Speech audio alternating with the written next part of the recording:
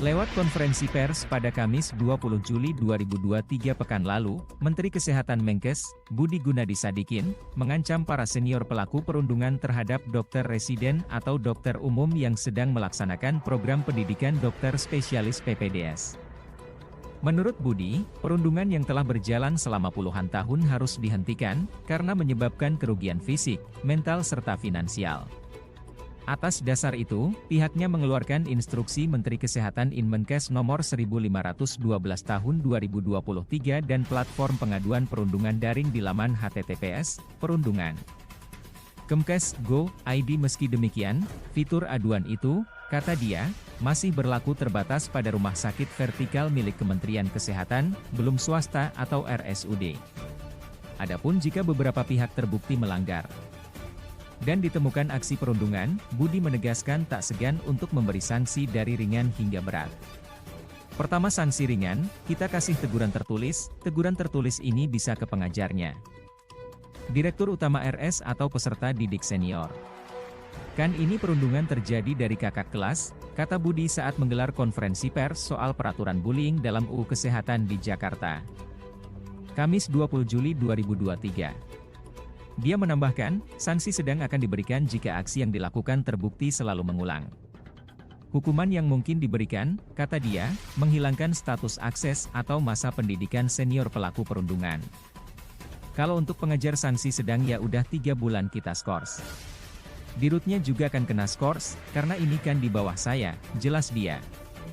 Terakhir, sanksi berat, akan diberikan pada hal-hal tertentu saja. Budi menjelaskan, jika sanksi berat dikenai pada pegawai Kementerian Kesehatan, penurunan jabatan 1 tingkat selama 12 bulan akan dilakukan, sebelum dikenakan pembebasan jabatan. Dan untuk pengajar, karena dia bukan pegawai Kemenkes, kami minta nggak usah ngajar di rumah sakit kami, ngajarnya di rumah sakit lain saja. Sedangkan peserta didik dari universitas, sanksi berat ya pergi saja, tidak boleh mengikuti program belajar mengajar di RS Pendidikan milik Kemenkes, jelas dia. Inspektur Jenderal Kementerian Kesehatan Kemenkes Murti Utami menambahkan, pihaknya juga menyediakan sarana pelaporan perundungan dokter-dokter muda yang sudah berjalan puluhan tahun. 2 dari instrumen pelaporan itu, mencakup laman https://perundungan.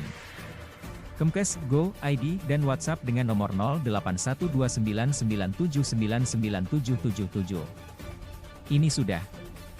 Insya Allah setelah konferensi pers ini kita sudah bisa mulai, jadi kami bisa menerima pengaduan, kata Murti saat ditemui awak media di Jakarta. Dia menjelaskan, setelah menerima laporan dari 2 platform itu, pihak dia akan melakukan verifikasi. Setelahnya, bukti akan dikumpulkan lebih jauh dan menindak dengan sanksi ringan, sedang hingga berat. Nanti sanksi ini kami akan memberikan rekomendasi kepada Pak Dirjen Pelayanan Kesehatan, tutur dia.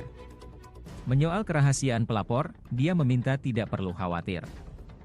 Kemenkes, kata Murti, akan menjamin kerahasiaan dan hak untuk menyelesaikan masalah yang ada.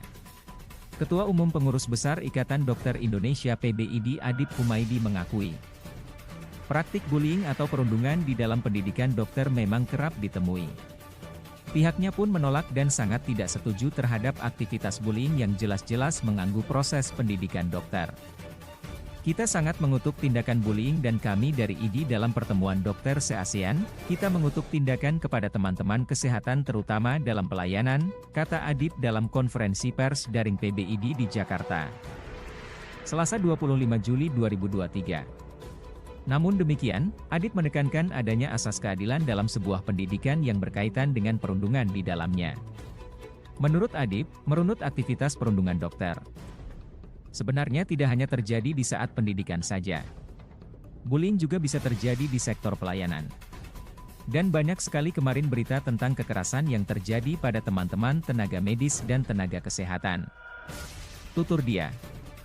Kedepannya, Adip melalui IDI berjanji untuk terus dan tetap melakukan advokasi serta bantuan hukum kepada tenaga medis yang mendapatkan bullying.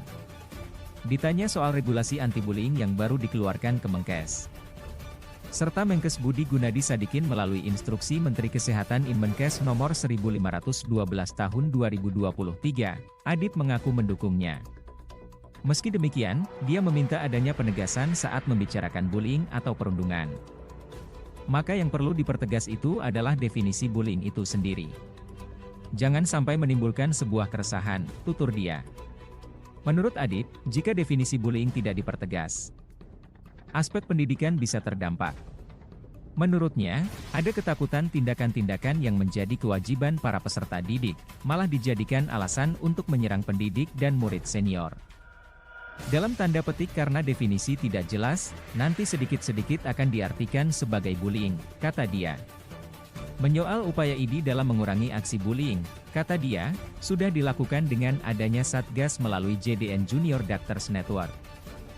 Adip menjelaskan, untuk peserta didik yang mendapatkan bullying, laporan-laporan akan ditindaklanjuti, bahkan bisa ditangani secara hukum. Nah ini yang akan kita sikapi, sudah koordinasi dengan teman-teman jika ada masalah yang berkaitan dengan bullying. ID bukan hanya mengadvokasi kepentingan untuk peserta didik, kami juga mengadvokasi atau memberikan bantuan hukum.